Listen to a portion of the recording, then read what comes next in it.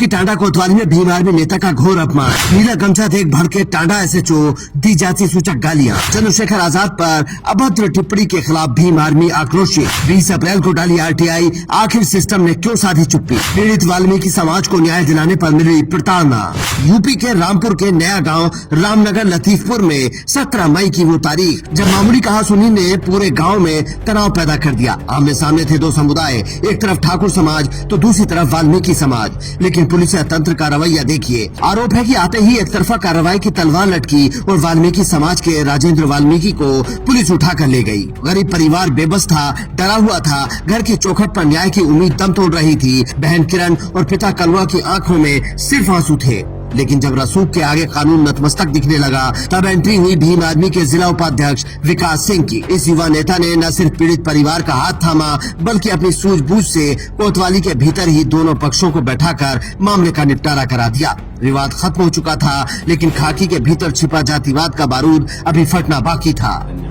क्या नाम हुआ भैया आपका? मेरा नाम विकास सिंह, मैं भीम आर्मी संगठन से जिला रामपुर से जिला उपाध्यक्ष हूँ। वर्तमान में संभावित प्रत्याशी हूँ जिला पंचायत से।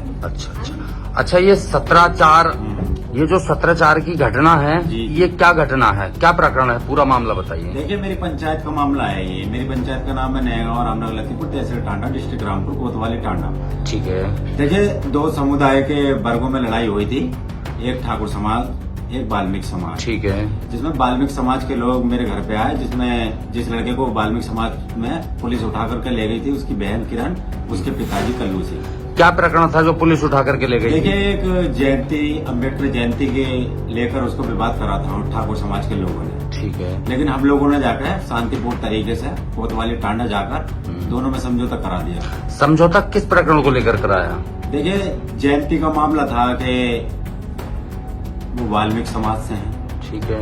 उनको टारगेट किया गया था ठाकुर समाज के माध्यम से। ठीक है। लेकिन हमने माहौल ना बिगड़ने की स्थिति को देखते हुए और समाज में आक्रोश फैले, इसको लेकर सारा भाईचारा बना रहे, इसको लेकर हमने समझौता करा दिया था। कहने का मतलब ये है कि जब आप थाने पहुंचे तो थाने जाने का क्या मतलब था कि आप थाने गए? मैं थाने यूं गया था, जो वाल्मीकि समाज के लोग थे वो मेरे घर पे आए, बोले भैया ऐसा ऐसा बात हो गई, आप चलो। मैं गया उन लोगों के साथ।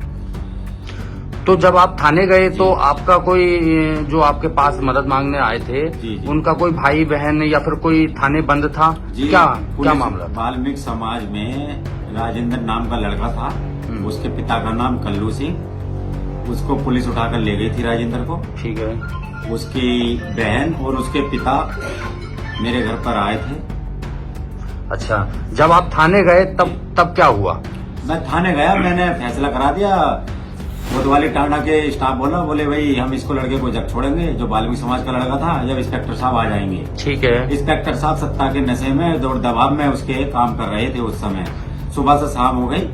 समझौता हुआ और जैसे ही राजेंद्र वाल्मीकि को कोतवाली टांडा से छोड़ा गया, वहां मौजूद ग्रामीणों और पुलिस स्टाफ की मौजूदगी में एक ऐसी घटना घटी जिसने खाकी को फिर से कटघरे में खड़ा कर दिया। टांडा कोतवाली के एसएचओ की नजर विकास सिंह के गले में लिपटे नीले गमछे पर पड़ गई। बस फिर क्या था, खाकी वर्दी के पीछे छिपा सामंती अहंकार जाग उठा। आरोप है कि एसएचओ ने मर्यादा की सारी सीमाएं लांघ दी। अपनी गंदी और जातिवादी मानसिकता का नंगा नाच दिखाते हुए भीम आर्मी के नेता को सरेआम जाति सूचक गालियां दी गई। बात सिर्फ एक कार्यकर्ता के अपमान तक नहीं रुकी। उस तानाशाह अधिकारी ने शोषितों वंचितों के मसीहा और नगीना से सांसद चंद्रशेखर आजाद के खिलाफ भी बेहद घटिया, अभद्र और अमर्यादित भाषा का इस्तेमाल किया। सवाल ये है कि कानून के रखवाले को इस बदजुबानी का हक किसने दिया? क्या उत्तर प्रदेश में कानून का राज सिर्फ कागजों पर है?